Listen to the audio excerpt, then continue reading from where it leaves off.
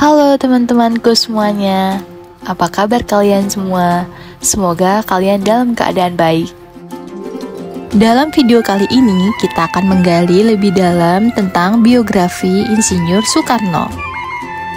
Tidak hanya itu saja, kita juga akan menyusuri jejak perjalanan Soekarno yang menjadi saksi dan aktor utama dalam perjuangan kemerdekaan Indonesia. Kita juga akan membahas keunikan yang dimiliki oleh Insinyur Soekarno, yaitu ketertarikan pada arsitektur dan seni. Yuk kita mulai perjalanan sejarah ini. Soekarno lahir dengan nama asli Kusno Sosrodihardjo pada 6 Juni 1901 di kota Surabaya. Soekarno lahir di sebuah kampung bersejarah di Surabaya, yaitu Lawang Seketeng. Tepatnya di Jalan Peneleh, Gang Pandian 4, nomor 40, Kelurahan Peneleh, Kecamatan Genteng, Surabaya. Di dalam buku biografi Bung Karno yang berjudul Penyambung Lidah Rakyat Indonesia oleh Cindy Adams, Soekarno lahir pada pukul 5:30 pagi di saat fajar mulai menyingsing, sesaat sebelum matahari terbit. Oleh karena itu, Soekarno diberi julukan Putra Sang Fajar. Soekarno dilahirkan dengan seorang ayah yang bernama Raden Sukemi Sosrodihardjo dan ibunya yang bernama Ida Ayu Nyoman-Rai. Soekarno tumbuh dalam keluarga yang terbilang miskin pada saat itu. Sehari-hari beliau dan keluarga hanya makan ubi kayu dan jagung tumbuk. Pada saat lebaran pun, di saat teman-temannya bermain petasan, ia tidak ikut bermain karena tidak mampu membelinya. Saat umur 11 tahun, Soekarno seringkali terserang penyakit. Penyakit yang dideritanya yaitu tifus, disentri, dan malaria secara berturut-turut. Namanya pun diubah dari Kusno menjadi Soekarno oleh ayahnya. Nama tersebut diambil dari seorang panglima perang dalam kisah Bharatayuddha yaitu Karna. Nama Karna pun diubah menjadi Karno. Karena dalam bahasa Jawa huruf A berubah menjadi O, sedangkan awalan Su memiliki arti baik. Masa kecil Soekarno dihabiskan di Tulung Agung dan Mojokerto. Tahun 1907, Soekarno tinggal bersama kakeknya Raden Hardjo Kromo di Tulung Agung, Jawa Timur.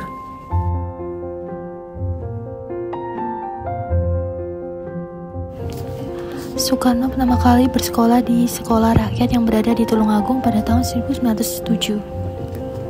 Kemudian pada tahun 1911, Soekarno dipindahkan ke Eurobasal Lagere School atau YLS di Mojokerto mengikuti orang tuanya yang ditugaskan di kota tersebut. Namun pada tahun 1915, Soekarno harus pindah ke Surabaya untuk bersekolah di HBS atau Hugere Burger School. Bangunan HBS kini terletak di Jalan Kebun Rojo nomor 10, Kelurahan Kerembangan Selatan, Kecamatan di Kerembangan, Surabaya. Bangunan ini sudah diresmikan sebagai cagar budaya dan kini digunakan sebagai kantor pos pusat Surabaya. Selama di Surabaya, Soekarno tinggal di rumah Hos Cokro Aminoto, salah satu tokoh organisasi syarikat pertama di Indonesia, yaitu Syarikat Islam. Pada tahun 1921, Soekarno berkuliah di THS atau yang sekarang dikenal sebagai ITB. 5 tahun kemudian, tepatnya tahun 1926, Soekarno akhirnya tamat universitas dengan menyandang gelar insinyur sipil. Setahun setelahnya, pada tahun 1927, Soekarno merumuskan ajaran Marhaenisme, yaitu sebuah ajaran ideologi perjuangan yang terbentuk dari sosionasionalisme, sosiodemokrasi, dan ketuhanan yang Maha Esa. Beliau juga mendirikan Partai Nasional Indonesia atau PNI dengan tujuan Indonesia Merdeka.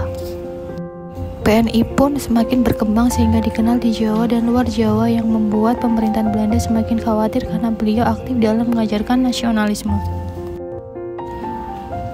Akibat hal ini, Soekarno ditangkap oleh Belanda pada 29 Desember 1929. 2 tahun kemudian, pada 31 Desember 1931, Soekarno dibebaskan dari penjara Sukamiskin, Bandung.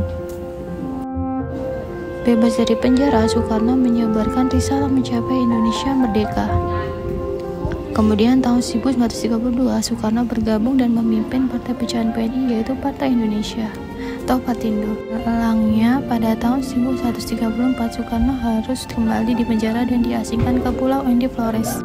Setelah 4 tahun di penjara, pada tahun 1938, Soekarno dipindahkan ke Bengkulu.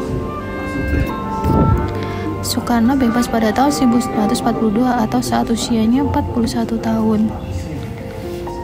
Di tahun yang sama, Jepang mulai masuk dan menjajah Indonesia. Pada tahun 1945, Soekarno merumuskan Pancasila UUD dan naskah proklamasi.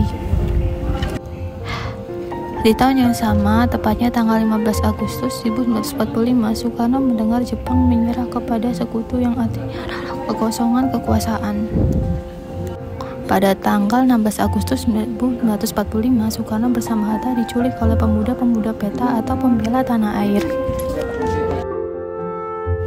Peristiwa ini dikenal sebagai peristiwa Rengas Dengklok.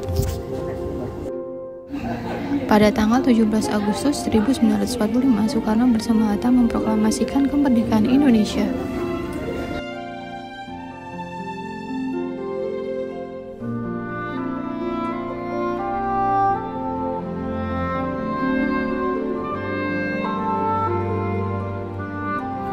Pada tahun 1955, pada acara Konferensi Asia Afrika atau KAA, Soekarno bermain angklung bersama anggota KAA untuk menciptakan momen persatuan. Hal ini turut memperlihatkan keunikan Soekarno terhadap seni.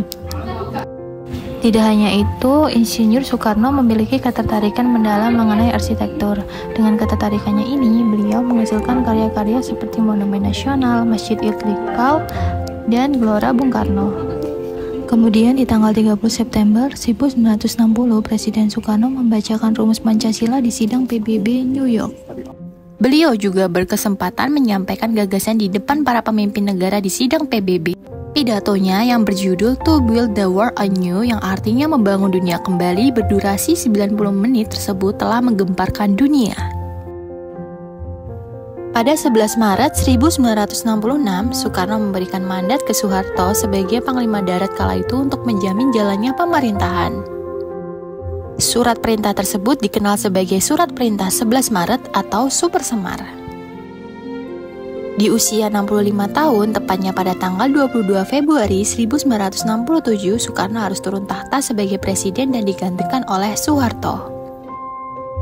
Soekarno meninggal di usia 69 tahun pada tanggal 21 Juni 1970 di Jakarta. Beliau meninggal dikarenakan gagal ginjal. Jasad Soekarno dimakamkan dekat makam ibunya, Ida Ayu Nyoman Rai, tepatnya di Kota Blitar, Jawa Timur.